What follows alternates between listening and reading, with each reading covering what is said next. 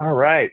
Well, good morning or afternoon, depending on where you are at from across the country here. Appreciate everyone's time and joining our webinar on how senior living can help accelerate aging innovation. And I think the goal for today is that you can see yourself within this presentation, whether you're an innovator in aging looking to create a new product or service, whether you're a researcher or an academic focused on using data to build out algorithms and predictive models for earlier identification of cognitive decline, fall risk, frailty, or whatever the focus may be. So again, I think there's a real opportunity that's missed really on a national level, connecting the senior living environment to aging innovators. And our goal is to help kind of be a facilitator and a bridge for that. So we'll dive right in. A couple kind of housekeeping items here before we get in. One is, feel free to ask questions, throughout. I'll kind of share the agenda here in a few minutes, and there's some kind of gating on the topics, but I think the goal is that we can have a collaborative discussion here. This isn't a 30-page research presentation. This is really intended to be a useful tool for everybody on this call to be able to to take away some items that can help advance what you're working on right now. So appreciate that.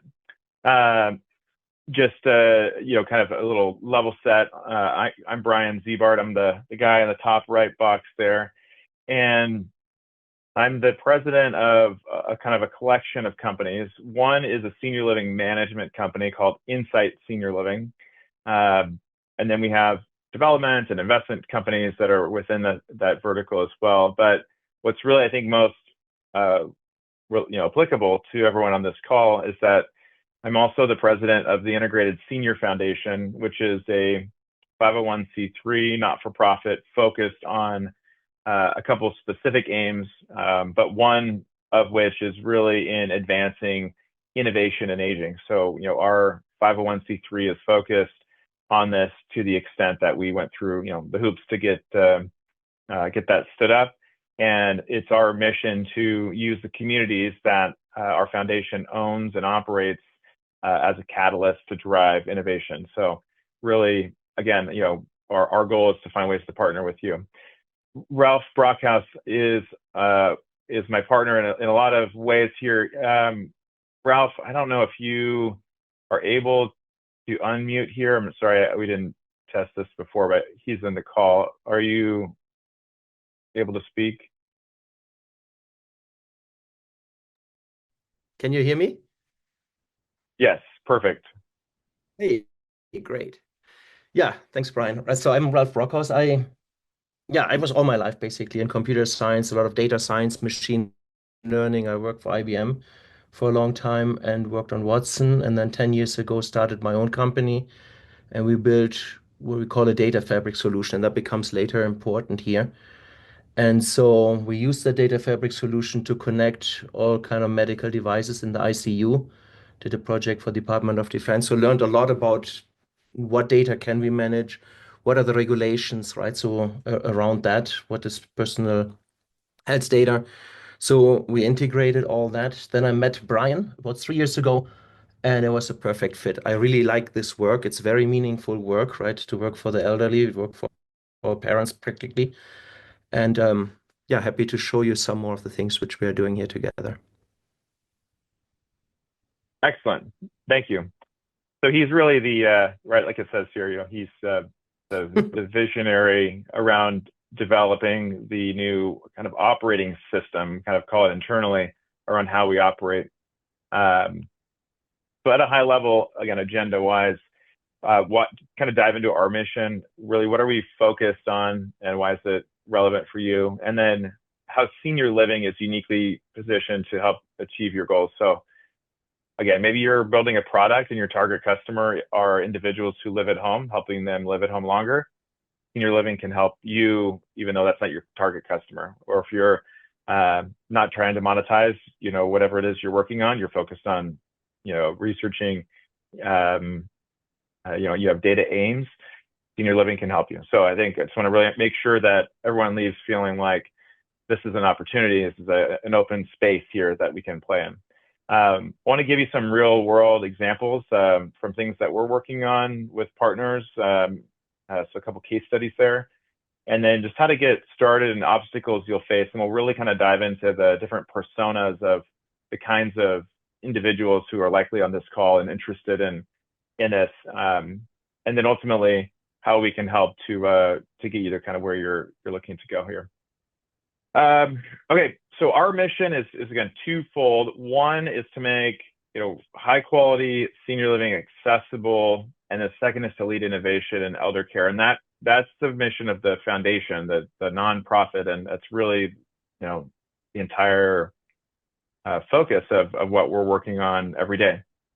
And I think we have communities that the foundation presently owns and communities that it's acquiring, and we are integrated with operations internally, and that allows us to have control over driving our data aims. So our team on site can help facilitate a lot of the programs that we're talking about, because they are aware that it's really core to our mission and our focus. There's three kind of slides here I wanted to talk through around why senior living is unique. And I think, again, this is intended to be collaborative. If you have questions, then feel free to pop in here. One is, I think it's really prime for deep and wide longitudinal data collection. I think what often occurs in the clinical space overall is, if you take a hospital setting, right, you have an inch wide but a mile deep. Think about all of the sensors and connected devices in an ICU for a duration of time measured in minutes or hours, and rarely days. The average resident in our communities is a resident for over 300 days. So, a very long amount of time that is able to kind of be collected. Also, the operations of senior living communities is becoming more and more connected. There's been an evolution from a paper-based process to more SaaS solutions and digital solutions. Where we're at now is that a lot of that data is still in disparate systems. It's not integrated, and so that is a unique challenge that I'll talk through later for anyone who's looking to kind of drive data aims. But there's longitudinal data for hundreds of days in various systems used every day to just operate these communities. Again, that's a unique opportunity. And I think the reality is that there's within the senior living space, again, kind of a longitudinal data collection. There's residents all have they all need assistance with daily living. They're called ADLs in the industry, and oftentimes they have an average of 2.5 comorbidities each. They're on 10.5 medications each. So whether you're working on a polypharmacy project or you're working on impacts of diet to cognitive decline, acceleration, right? Like, no matter what you're working on, it affects seniors, and seniors are living, again, these very long amounts of time in this environment. Kind of another note, I think, on the longitudinal, kind of the data quality side, is that in a clinical setting, the way that dementia diagnosis is largely done today is, is a referral from a PCP to a specialist, and then an individual goes into a clinic or a setting and conducts some tests on site. If someone, so that's missing the mark for a range of reasons. And as you're just generally aware, right, individuals behave differently based on the environment that they're in. And if I really am opposed to a diagnosis, then I'm going to behave differently during that testing. Or if I'm having a good day or a bad day, and I just happen to be at a specialist for that specific moment in time, then then a whole trajectory of my care is going to be based on that moment. So I think that again also is just the reality of how healthcare is administered. But again, if you're looking to do identify leading indicators of cognitive decline, what a better way than be able to passively look at data from someone just living their life in their normal home environment and be able to conduct analysis on it versus having them to leave that environment, go to a clinic and conduct some tests that may or may not be indicative of the whole situation. So again, longitudinal data I think is really unique in the senior living space, and it's very difficult to replicate in the in-home setting. The question is, well, attendees be receiving a copy of the webinar in the event they must leave, and so yes, you will be receiving a copy of the webinar, I believe, and it takes a couple of weeks to get that posted. And then Ralph and I's contact information is available. I'll find a most efficient way to distribute that out if there's questions after. And then there's another question regarding our community profile. Great question, and something that we should take a step back and look at. There's a continuum within the senior housing and care industry overall, and on the lowest acuity of the continuum are just simply age-restricted apartments, age-restricted homes. These are just individuals who happen to live in either a condo, apartment, a trailer, whatever it may be, but it is, among other individuals who are 55 plus, typically, right? That's not what we do, and that is part of the senior housing continuum. On the other end of the continuum is like skilled nursing, where an individual has a fall at home or at a community, and they are hospitalized. They no longer need to be in a hospital setting, but they still need basically full-time care. They're discharged, hopefully temporarily, for a period of days to weeks, to a skilled nursing setting where there's nursing administered and provided. We do not use we don't provide skilled nursing. We provide kind of that middle sliver there, which is independent living. Independent living is, think of it like a cruise ship on land. Meals, activities, transportation, all your, obviously your apartment that you live in, all of your utilities. It provides a lot more cost certainty for seniors, as well as community and collaboration with others. An individual who lives in independent living often eventually needs assistance with one or more activities of daily living, and that's an important specific language. Individuals who are in assisted living require assistance with one or more activities of daily living, and they are typically living in an assisted living environment. Oftentimes, those individuals may live at home, and their adult children, typically the adult daughter, is providing, support to supplement for that activity of daily living that is needed, one or more, right? Oftentimes, 4, 5, 6 activities of daily living.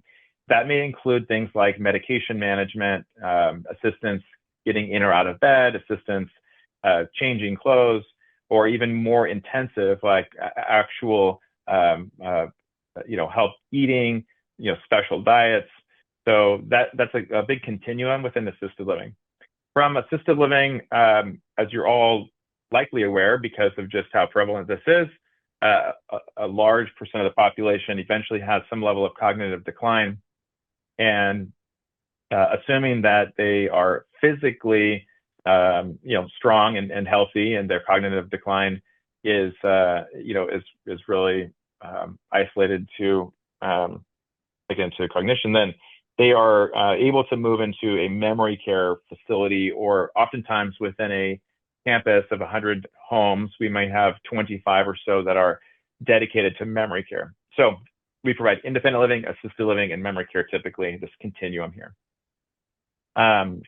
Good question. I'll pop on some of these other questions here as well, but those are those are great, use. The Q&A is a great use of that.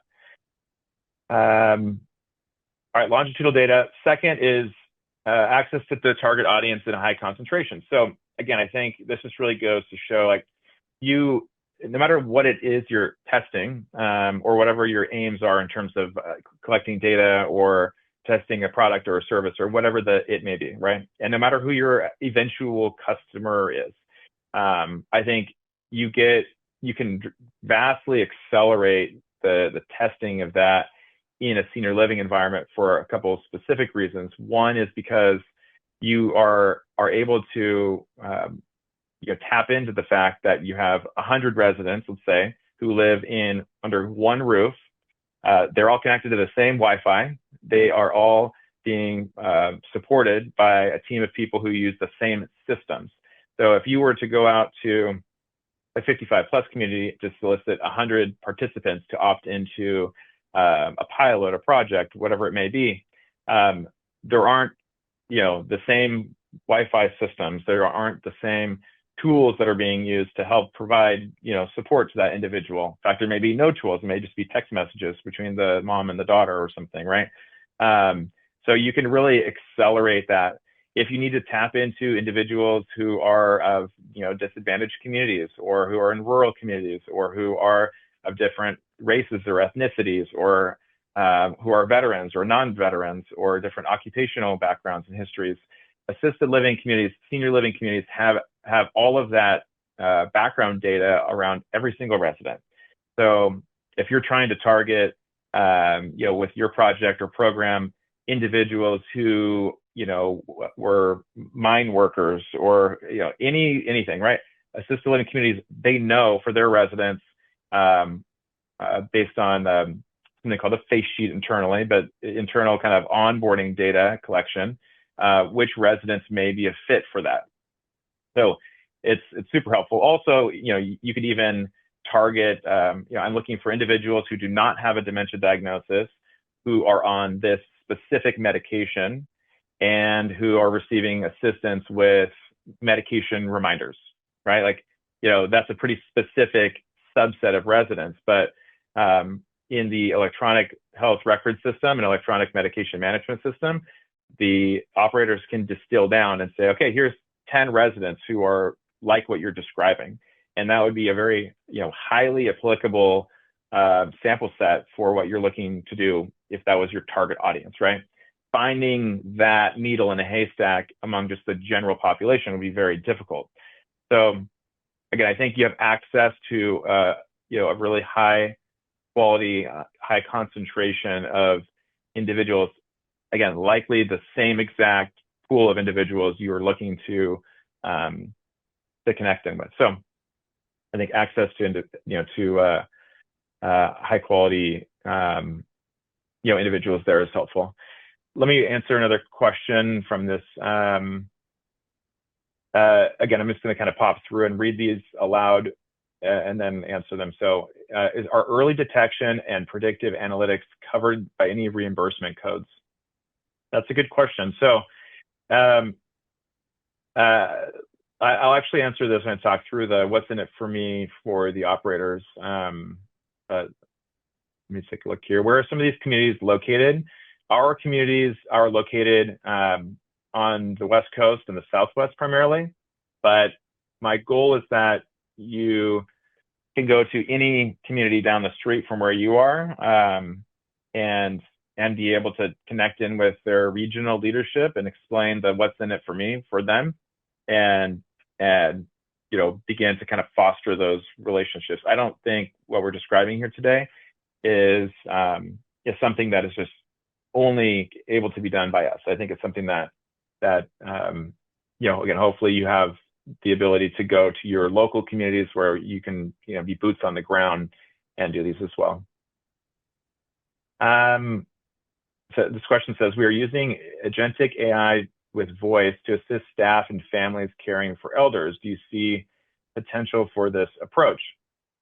I think we're going to see the use of agentic AI and language models be relevant in a range of ways. I'll talk through some of those in some of the case studies here, but just a really specific example is a lot of the caregivers and medication technicians, their English is their second language. So, I think if you just think through common language in electronic health records and how, if a caregiver doesn't put a lot of comments in the system about how a resident's doing because, writing that in English is arduous, if they can record that in their native tongue and it's translated into English and it's, more robust and better quality of data, then that helps improve the resident records. And I think on the agentic AI side, there's some really interesting use cases around identifying some compliance related metrics. So we're missing,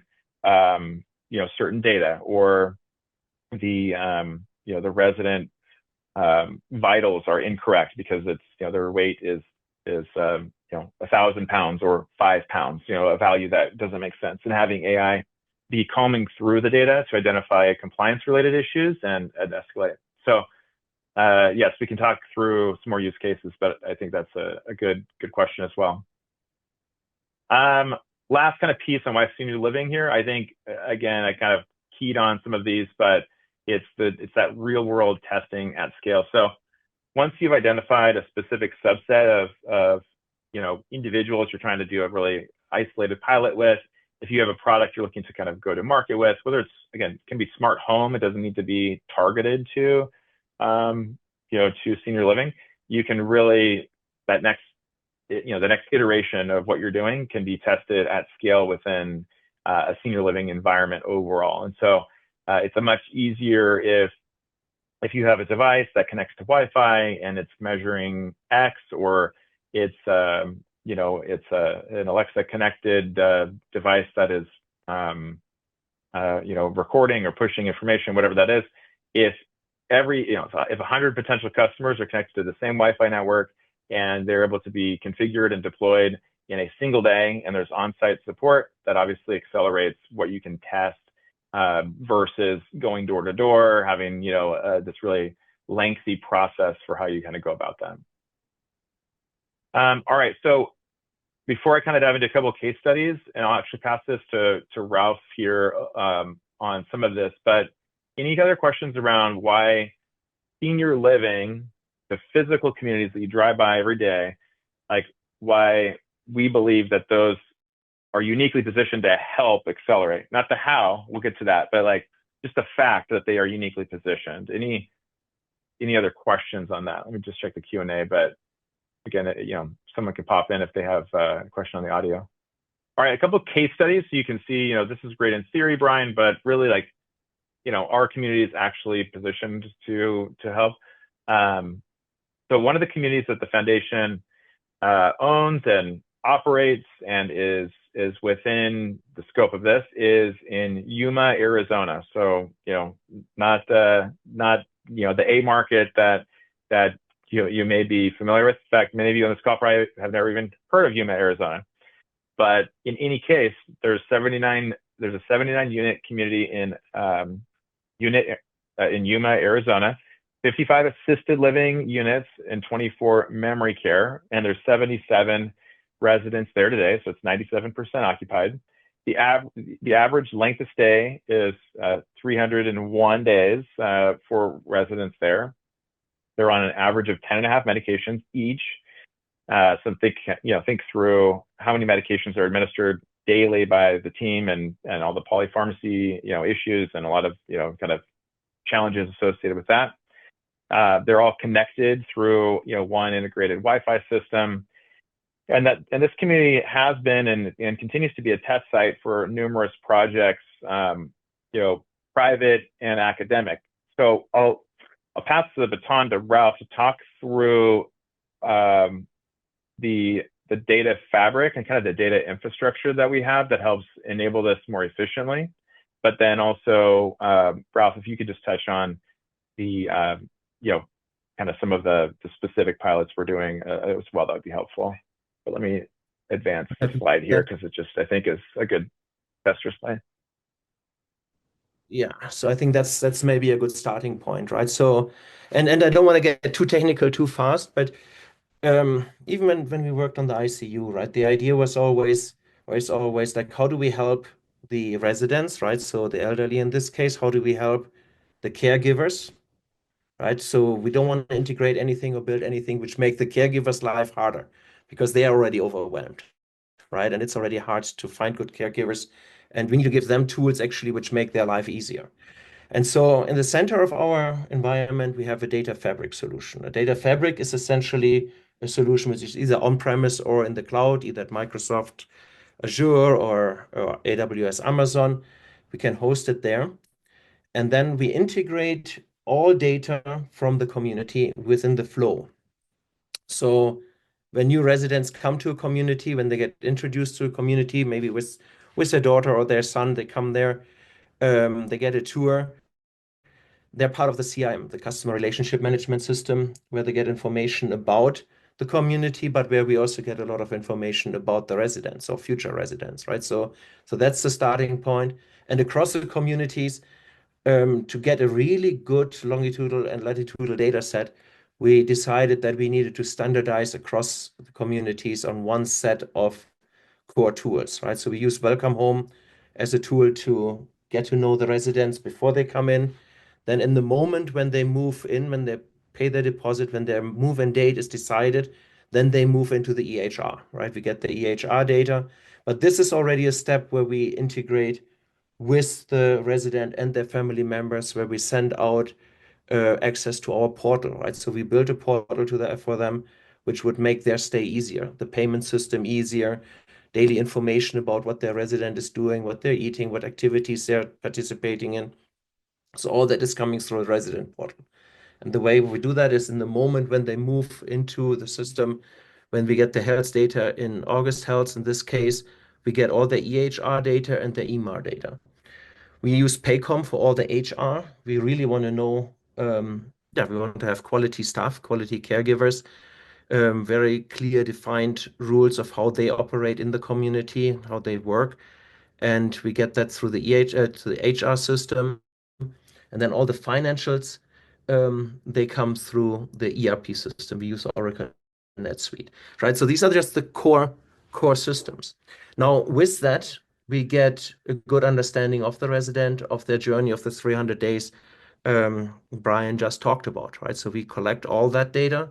Now, be able to use this data, we need to do a few things, right? So at this first step between the CRM and the EHR, basically when they move in, we send out information about what data do we collect and we get their consent, right? So that's just data collection consent so that we can work across these systems and that we also later can work with universities or clinics on research projects, right? So we want to make sure that that's done absolutely right. So that's the first part there.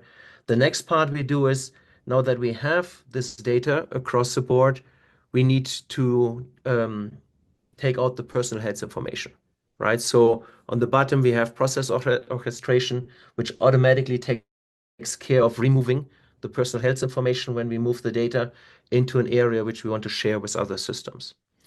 We have a portal, like I just said, for the residents. So now that we get this core data, we also integrate other systems, like, for example, their activities. The daily activities tell us a lot about what the resident is doing, how they're capable, and how also maybe their potential decline when they participate in activities. So we track that very much in detail. We track their daily visitors, right? So how many visitors do we get? How much is the resident integrated with their family members? That's very important.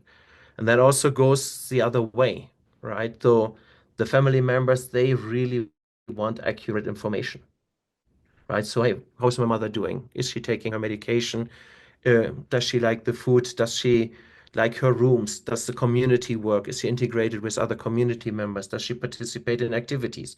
So all that together will help to build a holistic picture of the decline, potential decline, or early diagnosis of Alzheimer or dementia. Um, I think that's for this part.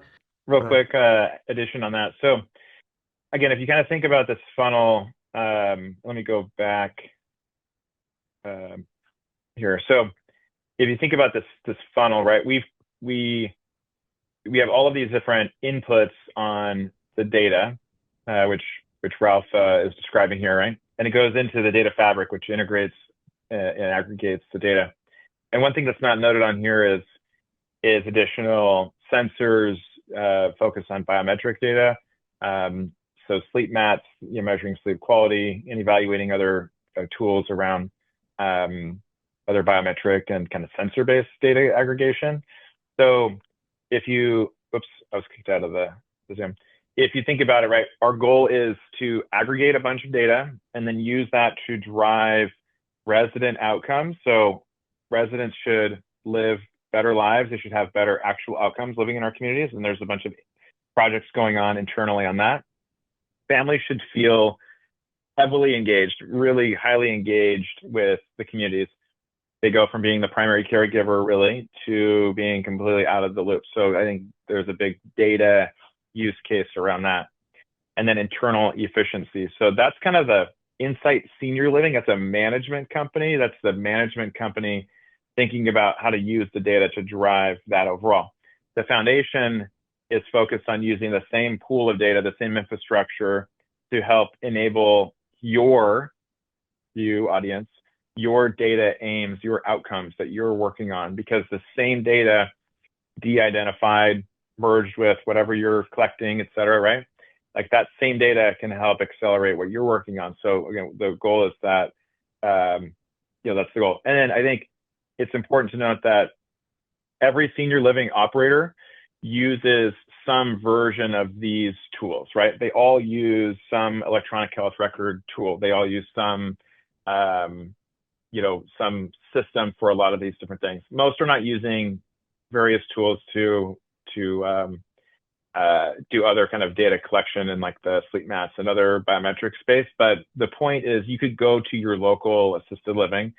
Again, maybe locally they wouldn't connect the dots, but you could go to the regional leadership and you could kind of explain what you're trying to do.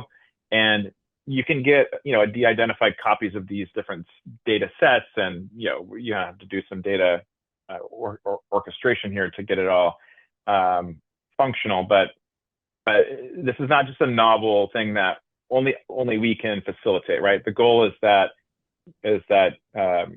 if anything, we could even talk to the leadership of a different senior living company, explain the benefit to them, work with you as the nexus there. And if it's in your backyard, or if it's affiliated to the university that you're at, or if it's, happens to be down the street, from where you are, right? Like that's something that it would make more sense for you to partner with the local company. And then we can help, the senior living operators get there and understand what's in it for them. But they haven't gone through the data fabric process, right? Because it's an entirely different kind of scope. But again, I think if you just start thinking more conceptually about this, then it's just an important note.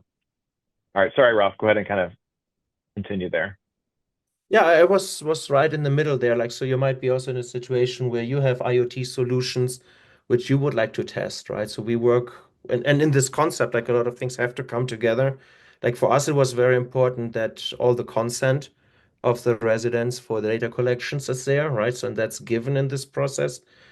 Another thing people need to work on then is potentially have an ethics board if it goes towards genetic testing, right? So we looked at one project right now where we want to see if genetic data can help us in finding out indicators for early dementia, right? And another part here is IoT solutions for fall detection. Fall detection is a very big topic here, right? And so we integrated solutions for the memory care where we use cameras, right? So cameras are somewhat invasive, but if somebody falls, it has big impact, right? So the rules are usually, I believe it's like at 1 o'clock, 3 o'clock, 5 o'clock at night, somebody walks through the rooms and tries to find out or sees if the residents are doing well. But what is if somebody wakes up and falls like 5 minutes after 1? Then they're waiting basically 2 hours until they potentially be found. So that's why we put cameras, right? And so then we, of course, make sure that their faces and their privacy is totally taken care of. But we can then warn the caregivers and direct them to the rooms In assisted living, we cannot use cameras. It would be too invasive, right? So we can use infrared sensors, right? Infrared sensors would give them more privacy and still find out if somebody's falling. Because like how Bryan just said, somebody comes from their home where they're taking care of themselves or where a family member took care, and now they move into a community. And the biggest fear they have is that they fall, right? So when they fall, brings decline to their health.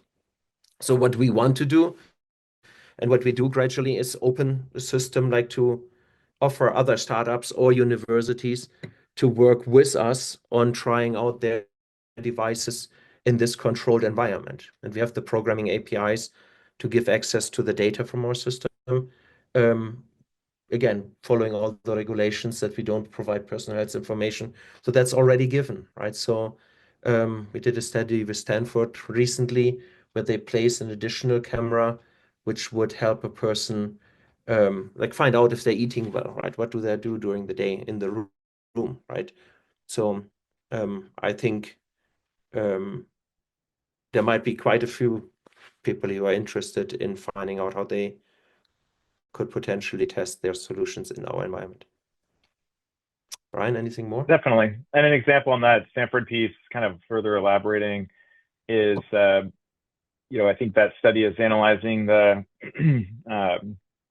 essentially the mood of the residents in the common area, trying to equate changes in affect and demeanor into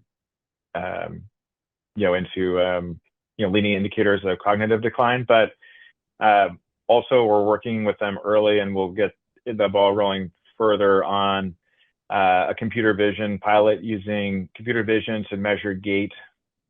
GAIT. Gait is a large, one of the largest leading indicators of gross motor and cognitive decline, frailty, fall risk. I mean, it's a huge indicator. And so again, if you just think about the fact that Mr. Smith walks down the hall every single day at 7:05 a.m. to go to breakfast, how fast is he walking? And, after 297 days, if that begins to decline over a certain threshold, right? Like, again, the same data should be able to help improve outcome for Mr. Smith by, let's do earlier intervention, let's get physical therapy and occupational therapy going, help him. It should improve family engagement. Hey, adult daughter, I wanted to let you know, like, your dad's gait has been declining, and that's meaningful because of X, right? Improve internal efficiency, because if Mr. Smith has a fall, that costs us as an operation a lot administratively, compliance, logistically to address. Also, he may be at higher risk of moving out of the community, and so that's a negative thing for the for-profit side, right? But then the aim that's relevant for everyone on this call is that de-identifying that and telling you that, resident 124, here was his gait patterns as measured by thousands of readings over the course of hundreds of days. And then here were his diagnoses, change in, weight, change in bone density, if he ended up having a fall in the middle of the night, right? Like, we can kind of create the whole data story. And if that's helpful to advance what you're doing from a research side, then great, we can work with you to get that. So again, I think it's really compelling. A lot of the questions here are things that is like really important. So the what's in it for me, right? Like, catching the attention of a senior living partner.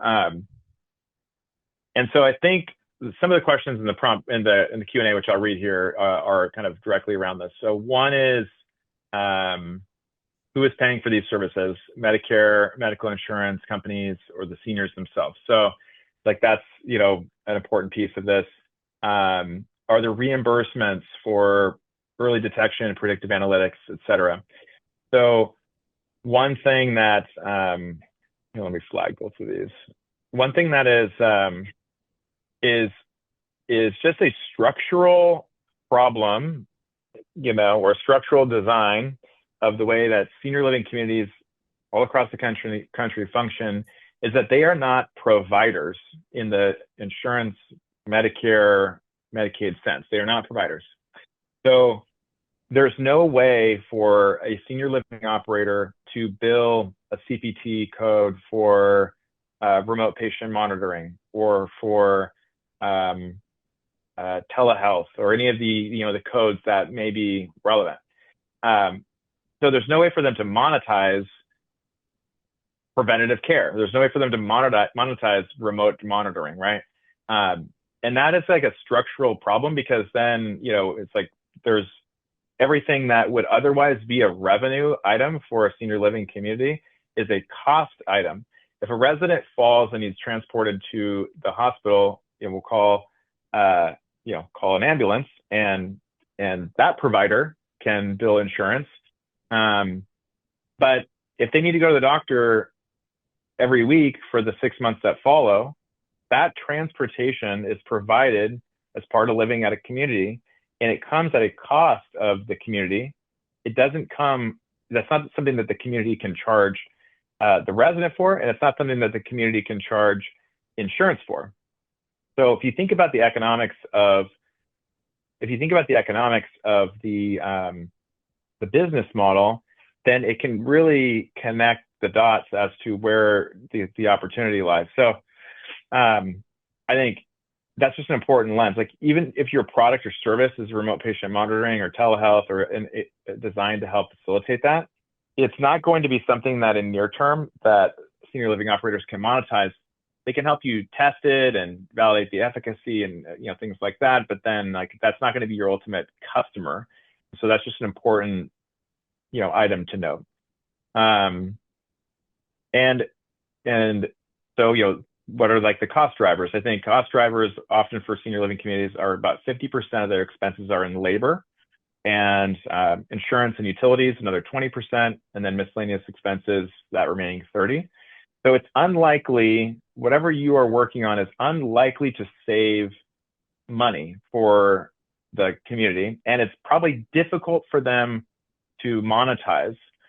So again, I think why would somebody want to work with me, being a emerging innovator here, if they can't monetize it through charging insurance, if they can't reduce labor directly because of it. So I think that's really where we're in an era now of you have a unique platform to be able to appeal to some of these bottom bullets there, is delivering something to the resident or their family. I think that's an important piece. What is being delivered to the resident or their family that can help differentiate the community against the rest of the market. An example is, there's a company that we're working with on evaluating posture as a proxy to frailty. And so we can take a picture of someone and it analyzes their posture. And if we do that often enough, we can get a posture baseline and it delivers a posture report. That's a great example of something that can be delivered to the resident or their family, right? And it's not something that the community necessarily will monetize. It certainly won't save labor, but it's something that is it would allow this company who's building this software to detect posture to deliver this report to families, right? So that's something, kind of think through that. What is a deliverable that you can provide that would be meaningful? The second is that there's going to be an assumption that whatever you're proposing, even if you're saying you're going to have your team go on site and do it, is that it's going to cause an operational burden. And so and again, the communities are very constrained. Labor is the biggest. Somebody asked about what are the biggest challenges facing assisted living today, and labor is the number one. So think through the labor implications. If your device that you're testing, for example, requires an SD card in every single device in every single room, or a lot of troubleshooting, or it is, it's, I don't know, whatever. There's some arduous labor component, then you're going to have more walls kind of go up. If you can solve for the legal and liability questions, that's going to be a base of questions you'll receive, I think, through, if you're an IRB affiliated project, then that's something that's been on the forefront of your mind anyway, privacy, liability, et cetera. What you'll find is that resident families and residents are vastly more open to everything we're talking about here, everything you're working on every day. than the operator. So it's connecting the dots that like, this is something that your customers want. Like the adult children of residents want to be more engaged. They want the communities to use AI to analyze the data and send a weekly update. They want to be more connected. It's the operators as that layer that are the challenge. So I think, you know, again, just as a general aim, like that's really what I would recommend you try to focus on or emphasize is delivering something to the community, the resident or family. I think one item that's not on here is well, actually, it's how going to drive the reputation or the quality of the programming is how is what you're doing able to help the community reputationally, right? So if it's something that can be folded into the life enrichment or activities programming to facilitate, and it's something that is like on the activity calendar, and their sales team can say, we are partnering with such and such, you know, emerging technology company doing this project, or we are partnering with this university on this research project.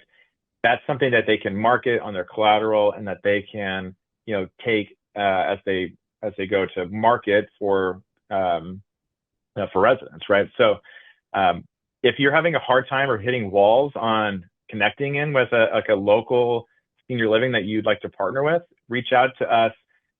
We can drop a pin and figure out who the operators are within that immediate area.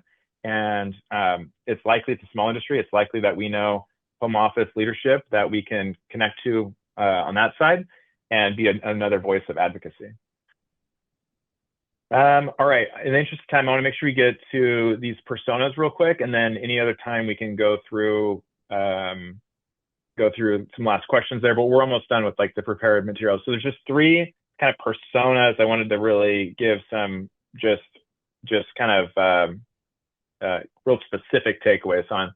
So if you are I have three examples here, and there's likely others, right? But if you are an early stage, you know, innovator on the device side, you're working on something physical, and that thing is intended to improve outcomes, intended to help keep people at home longer so they don't have to go to assisted living, right? Whatever that thing is. But if you're working on something tangible and you'd like to test that in a senior living environment, one thing is just think through an efficient device deployment. Again, if it's a cellular connected device, that's great because then it's, you ship it, they plug it into the wall, and it's remotely configured, and that's great. The second would be a Wi-Fi connected device.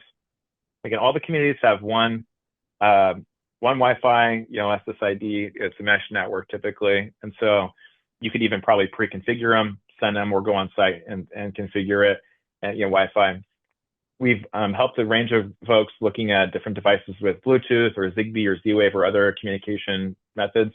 Bluetooth is probably the spottiest among those last three, but Zigbee and Z-Wave with some sort of hub is not a problem or a bad thing either, but it just adds some complexity and deployment. But think about just on the device side, how are you getting the data back is something to think through. Wherever you can drive to pushing the compute to the edge, that just reduces the burden on the Wi-Fi infrastructure at the communities, and can help improve what you're doing overall. The device size, I mean, I've had some really well-intended devices come to us that are like the size of a golf bag, like, hey, just throw this in the resident room and it does all these things. So just as a practicality component to it. And then the last piece I would say is like the visual impact. So there's a group out of Penn that we've been working with that has a picture frame as kind of the device. So that's a fantastic way to make it feel more organic, feel more just native to the environment. My son's Alexa device is like a little, owl, right? And it just looks more organic. So just think through the devices visually from that side. Second is if you're working on a software, so you're working on an app, you're working on some piece of software that you're going to have, again, you're going to have families download and then they can do X or that they can test Y, right? Like whatever if the product you're working on is software.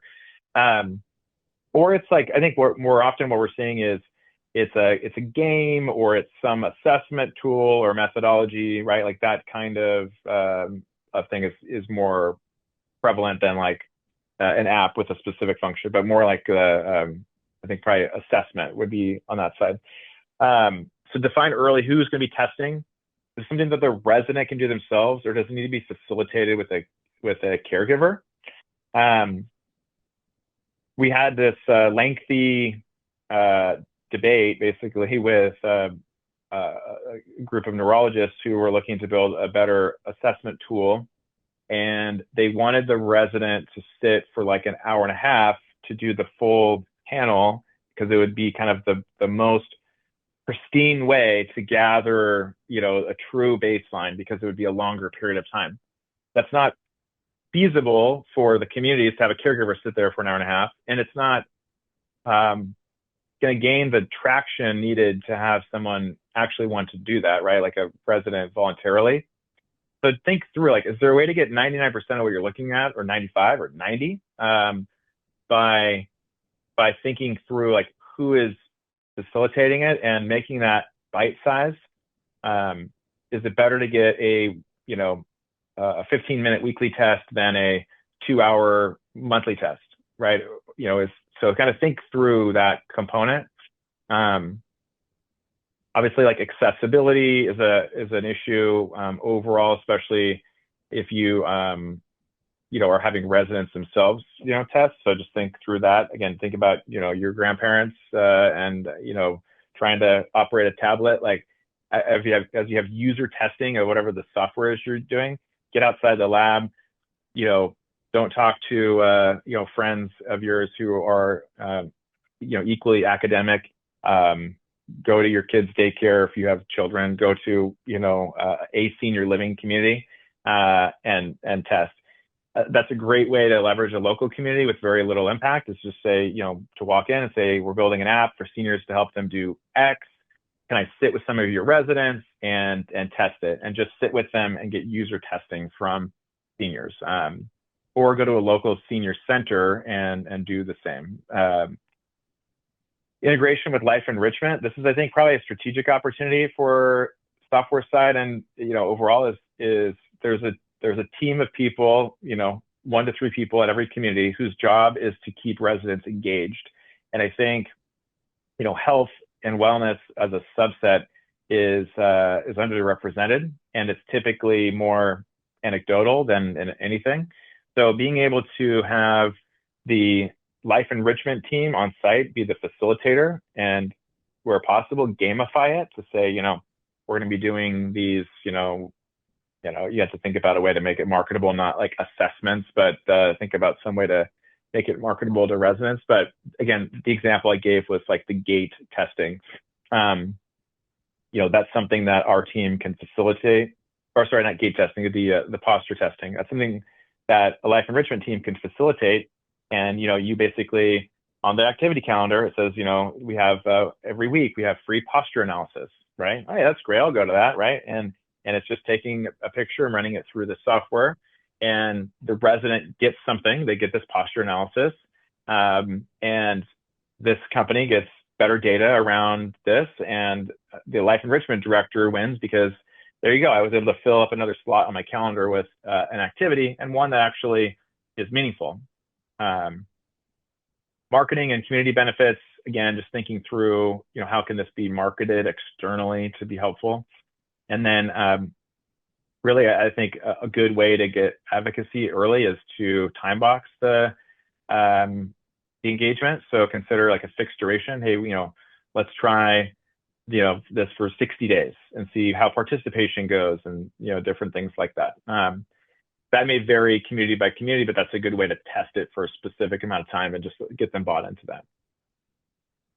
Last one is, this is like the last slide really, is if you are focused on data or research, think through how can you, minimize the community burden by focusing on behind the scenes research. So like Ralph mentioned, in our environment, all of our data is already integrated, but every community, software is being used to measure and plot all of this. So it's something that is already there. You could get every medication administered, and you could get every diagnosis, and you can get all of this data today. And that's something that a larger operator, kind of more brand name operator, is going to be able to help facilitate with, because they can just do it from the home office and it doesn't require any burden on site.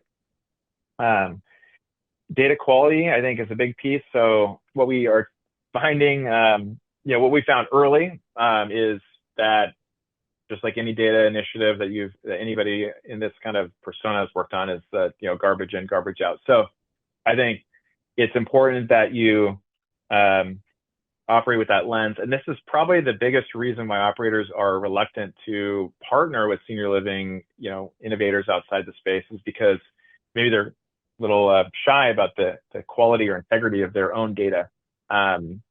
This is a compliance problem, though, because operators, for example, are required to have monthly weight. And we did a macro analysis a couple of years ago of every vital we collected for thousands of residents, and we found there was an 8% error rate. So that's not good at all. Now, AI, and somebody asked about the use of AI, in this overall, like AI to audit vitals, as an example, is one way to help improve the operations. So you're again delivering something to the operating partner, but then also it's another way to kind of help validate whether the data quality you're getting is good or not. Consider trying to partner with EHR developers, so electronic health record companies. Like, they have a lot of the data. They can connect you with operators who are open to partnerships, I think, who kind of express these kinds of things. So that may be a good way to go about it. And then I think just an important note is that really we're not talking about millions of records that you can build these really robust models around. Like, oftentimes we're talking about thousands or tens of thousands of records here. So it's something just to be mindful of, is that oftentimes the data, like it says here, is fragmented or sparse. So just managing the expectations in the going in. If you're going to want to be gathering more data, then the more passive, the better. The more common area data gathering you're able to do, the better. Again, I think if you're able to facilitate the data gathering by being boots on the ground with the community in Maryland or Boston or wherever you're at, that's even better. So it's just thinking through those pieces, but again, we're glad to help facilitate some of these discussions here. It's 2 after 10. So for those who have a hard stop, feel free to drop. I'll make sure our contact information is available and we can connect. I'll spend a few minutes kind of flying through some of these Q&A for those who have maybe 5 more minutes.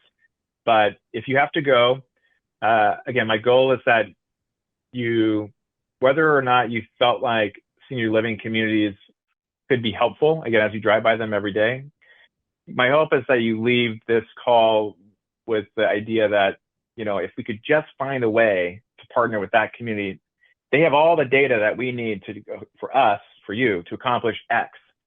And I think that with the right positioning, with the right communication, with the right persistence, that they could be a vital partner in accelerating what you're doing. So don't write it off. Again, I think it can be a really important piece there. But again, for anybody who'd like to stay, I'll just kind of hammer through some of these questions here, and then we'll break. But thank you all. I know we went a couple minutes over, but appreciate the time. And is that okay? I guess chime in if otherwise, but. Yeah, Bryan, that's absolutely fine. And I would just encourage you to answer the questions that are interesting to the general audience and not the questions that are seeking your opinion on specific devices. Those would be more appropriate for you to receive directly by email. Awesome. Yes, great call. So yeah, if you've put like, hey, we have X, and please email us. You just can reach out to us, and we can discuss there. what percent of the assisted living population is neurology? I think it's approximately 20%. That there's a range there overall of, diagnosis, pre-diagnosis, post-diagnosis, but living in assisted living, not living in memory care. So there's kind of this range within there, and it's not a hard line between assisted living and memory care. So I think it's a meaningful percent. And it just kind of as a general guide for you, in our communities that are independent living, assisted living, and memory care, there's typically a couple individuals each month moving from independent living to assisted living, and maybe one per month moving from assisted living to memory care. And so there's this kind of progression that occurs naturally, but it's something that is consistent there. If you feel like you have a technology you're looking to test, reach out. We're glad to help make recommendations if that's something that seems like it would be best. If we can work with you to find a local community, then we're glad to do that. If it's going to require you to be like boots on the ground, if it's something that can be done remotely, then we're glad to discuss that as well. I think that's it. There's a lot of great questions, and again, some are specific to very specific things. Yeah. Oh, here's a good one. So how do you measure medication outcomes in real time? If you calculate how many medications administered daily, do you think real-time data on medication is intake? So again, thankfully, like medication management and other tools, it's all in electronic medication management systems that integrate to health records. So all of that is real-time. Polypharmacy as a whole topic is really vastly underrepresented in this kind of senior living space. What ends up typically happening is someone will be prescribed various medications. Not that they conflict, but they may conflict. They may have no interactions. Maybe they are staying up late at night. They're not sleeping as well. They're skipping meals. They end up having a fall because they are groggy and, or whatever that may be, right? They're hospitalized, and at the hospital or when they are discharged from the hospital and they go to their PCP, then and only then, after the fact, is when individuals are, or when physicians are asking medication-related questions. So I think that analysis can happen much earlier on the front end, but polypharmacy and issues relating to medications as a whole, is a big opportunity. If someone's prescribed a new medication that has a side effect of not eating, right, or nausea or something, and an individual starts to skip meals, then we need to have a hand up to say, hey, this medication, has these known side effects, and this resident, who would normally come to breakfast every single morning, for hundreds of days, is now has a change in behavior. That's where AI is going to be able to connect the dots and say something is happening, and inform the team on site, the adult children, even the physician directly. So an enormous amount of opportunity. All right, I think we'll break there, but I appreciate all the questions. If there are questions that you have beyond this, then again, our information will be distributed out and we can try to connect here in the coming weeks, but appreciate it. And I don't know if you had any closing remarks, but otherwise, thank you. And thank you, Ralph, for being here. Thank you, Bryan, and everyone for joining us. The recording will be edited and available on the Johns Hopkins AITC website within a couple of weeks. If you have any other questions, feel free to reach out to me, awiker@jhu.edu. Thank you. Thanks, everybody.